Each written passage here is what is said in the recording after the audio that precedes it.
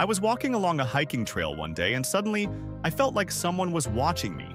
I had read many stories about people disappearing in those forests, so I was very careful and paid attention to every rustle. Instead of going further, I decided to turn around and went back.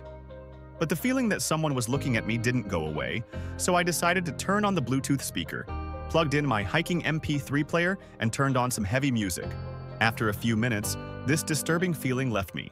The next day, I was told that someone had been attacked by a cougar on the path I wanted to walk. When I was a teenager, I had a best friend who had an older brother. He had mental problems, which caused him to constantly act like an asshole and drink forever. Once we hang out, it means it's in my friend's basement. Her brother shows up at home, drunk.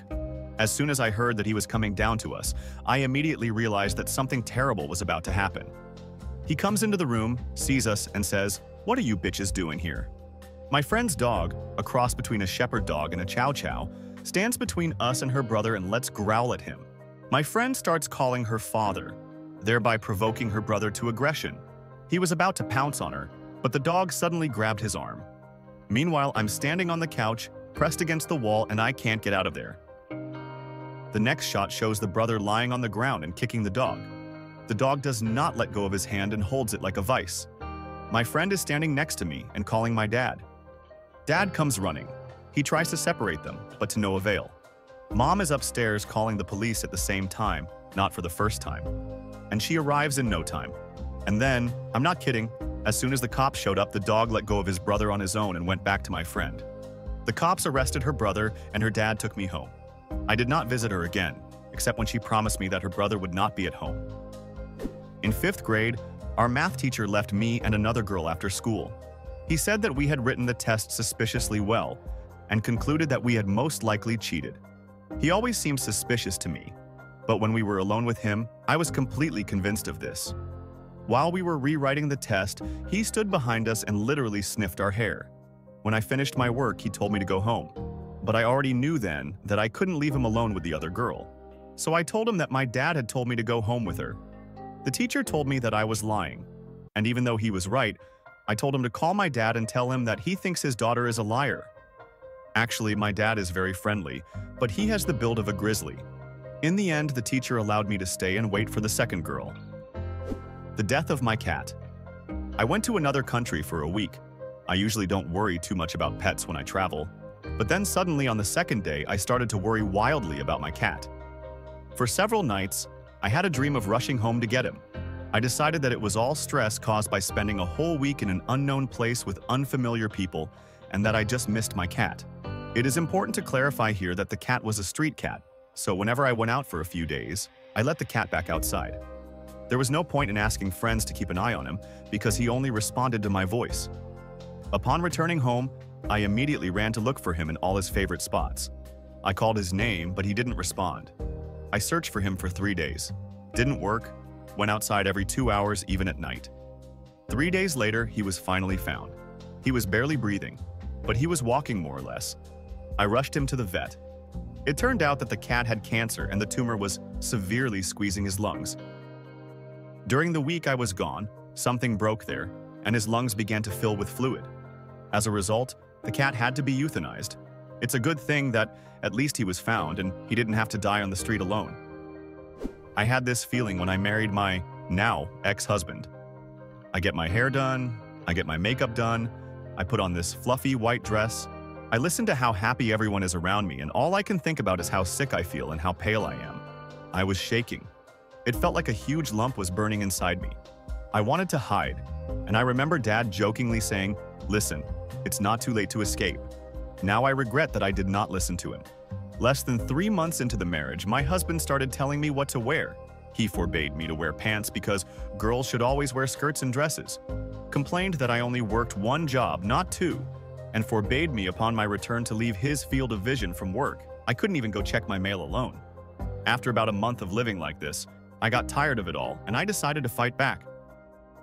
In response, he ran into me and punched me right in front of his brother. I remember how I begged his brother to help me, but he just scoffed and said, "Women like you always get what they deserve." Then I shouted that I would call the police, but my husband was not afraid. "Go ahead, I have a lot of friends in the police." The next day, I called my old school friend, gave him our address, and told him that I would be waiting for him at a certain time at the end of the street. While my husband was poking around in the yard with his boat, I packed up my clothes and just ran away. Then I filed for divorce, and to this day, I do not regret it. In the end, I still had to get a second job and move in with my grandmother until I got back on my feet. Girls, trust your intuition. It will save you from a lot of bruises and maybe even save your life. I had exactly the opposite situation. Everything went wrong, but I didn't understand it, and that's the only reason everything ended well. Anyway, my sidekick and I somehow decided to buy 110 grams of weed. We agreed to take it from a dude that my buddy kind of knew, but not so much that he was very close. We come to his hut. It should be noted here that I have ASD, autism spectrum disorder, but in my time this diagnosis was made only to non-verbal autists. Therefore, I was considered simply emotionally retarded, and I had to develop certain behavioral habits that still make me normal in the eyes of others. One of the habits is, even if you're uncomfortable, keep eye contact with the person during the conversation. Arriving at the place, it turns out that the seller is not alone. He's got a couple more scary thugs with him. We sit down at the table across from them, and my sidekick gives the dealer the dough. He grins and says, "Why don't you just leave the money and the weed here and go on your way?" Because I don't read people well, I keep looking into his eyes and imitating what I think looks like a joking attitude. I start laughing and reply, "I think my friend would still prefer to take the weed with him." The men look at each other for a second. The dealer says, "Okay," and gives us the weed. As we leave, I notice that my friend is pale as a sheet. Suddenly, he says, "Dude, they tried to rob us." I decided that it was somehow racist and said that they were just joking and that he shouldn't worry so much. "Didn't you see the gun?" No. I was too focused on maintaining eye contact to not look like an autistic person. Apparently, after he was given the money, the dealer took out the gun. And when I laughed at their attempt to rob us, they realized that I had caught them bluffing. It's not my story, it's my mom's story. Dad was going to Greece to play golf and gambling. He periodically arranged such trips for himself and always returned home victorious. In 1975, he brought back about $5,000 from there. And so, the day before the trip, he packs his suitcase.